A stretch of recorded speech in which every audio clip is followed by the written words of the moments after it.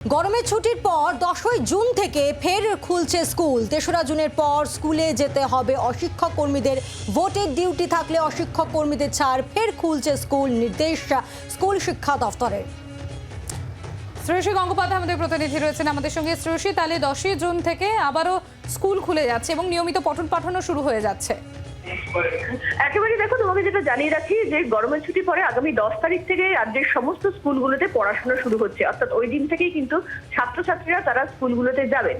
অন্যদিকে 3 তারিখ থেকে অর্থাৎ 3রা জুন থেকে কিন্তু স্কুলগুলোর টিচিং এবং নন টিচিং স্টাফেরা তারা যাওয়া শুরু করবেন। অর্থাৎ 3রা জুন থেকে টিচিং এবং নন টিচিং স্টাফরা স্কুলে যাবেন এবং 10ই জুন থেকে স্টুডেন্টরা তারা স্কুলে যাবেন। এখন এক্ষেত্রে যেটা নির্দেশিকায় বলা হয়েছে যে এক্ষেত্রে 3রা জুন থেকে টিচিং এবং নন টিচিং স্টাফরা যখন স্কুলে যাবেন, যদি কারো সেক্ষেত্রে অন্যভাবে কোনো ইলেকশনের কোনো সংক্রান্ত কোনো ডিউটি থাকে তাহলে কিন্তু সেই ডিউটিটা প্রাধান্য পাবে তার।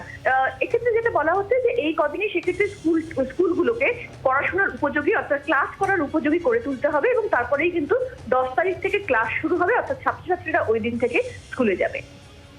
ধন্যবাদ শ্রেয়সী।